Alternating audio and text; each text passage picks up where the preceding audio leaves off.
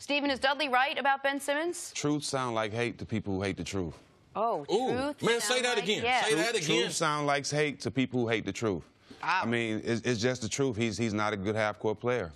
As you see last game, he had success by getting the ball up the hoop, pushing it, and getting quick baskets. Half-court game is not his game. He can't shoot. He won't even shoot it. Jared Dudley, he's dead on, and I think that's the way they're going to approach guarding him. The same way we know he's not going to shoot. We're going to slow him down when he get the rebound and make him play him half-court because that's the reason they won last game. Right. Every player has weaknesses in his game, and it's been just talked about as far as Ben Simmons and his inability to shoot. My biggest problem with Ben Simmons is not his inability to shoot, because even if you can't shoot, you shouldn't put yourself in a position where they can exploit your weaknesses. So if you're going to be one-dimensional, be the best one-dimensional player. So every time the ball went off the bucket, I would be trying to get in transition. Every time I tried to set up the offense the way they did, I would try to get a running start compared to a conventional guard setting up, calling the play, allowing everyone. I would move back a little bit so I can use my size and speed and try to get in the air over people. So my biggest thing with Ben Simmons is he doesn't know his game well enough that he plays it all the time. People force him to play their way. They force him. Jared Dudley is right. They force him to play in a half-court game. Now, in and up and down, if he was on the Showtime Lakers, he would be sensational because they were up and down the court, pace, pace, pace, pace, pace. That's what Magic Johnson was best until he developed that shot. Now, Magic Johnson was a better player at a younger age, but that pace helped him out. My biggest problem with Ben Simmons is not that he can't shoot. Master what you can do.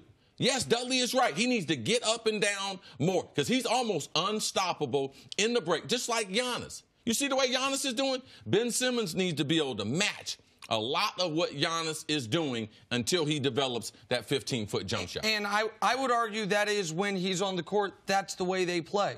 They are overall this year 8th in the league in pace. They're even faster when he's on the court as opposed to on the bench. And Jared Dudley's half right here because we're only talking about the offensive end now.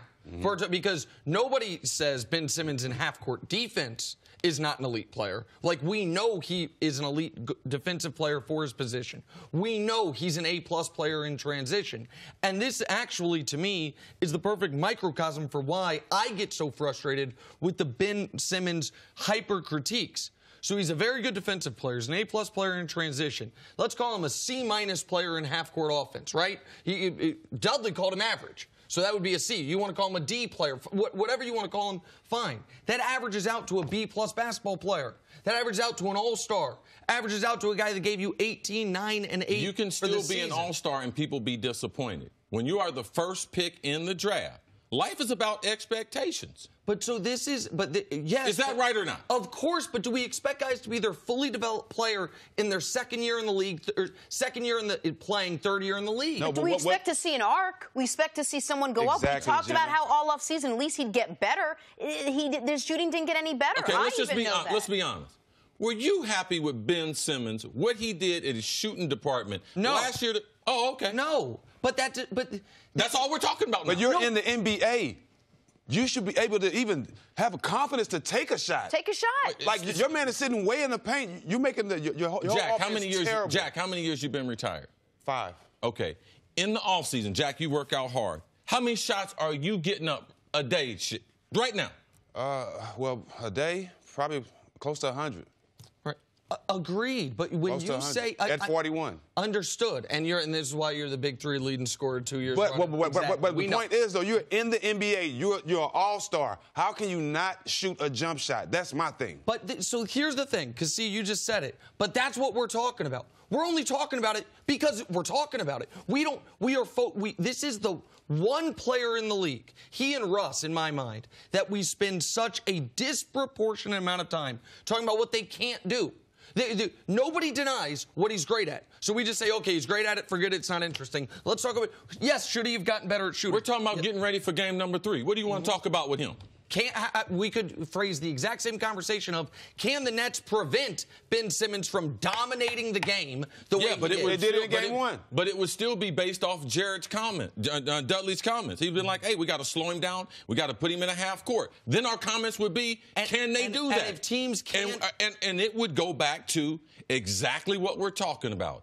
Is he going to ever be able to shoot? If he's never able to shoot, then he will never reach his full potential. I don't know. I know him on TV now, and I know he can't shoot now, right? But because he might be able to shoot one time, but I might not be on TV. That's fine, but being on TV now, the last game he played in was maybe sensational.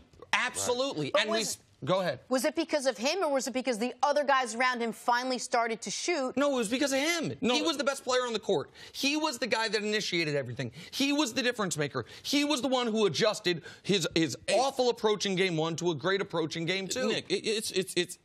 I think there's tremendous irony to the two people that you mentioned. Both of them you like. Russ, you think he gets criticized too much. He ain't had no playoff success after averaging a triple-double, because in professional sports, you know what they pick out? He's not in college no more. They pick out the things that you can't do. If you're a good player, they pick out the things that you can't do. If you're a great player, they pick out the things that you haven't done or you can't do. That's what professional sports is about. It's not always about potential. It's about what do you do on a daily basis. And I know a lot of great regular season players. What separates them is when they do it in the playoffs. At the same time, I got to reiterate this.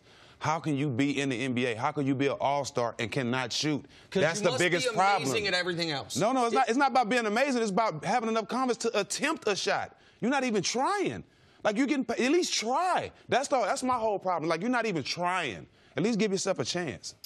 Thanks for watching. Subscribe here to get the latest from the show. Also, be sure to check out more of the best clips from First Things First, or go watch a few segments from our other shows on FS1.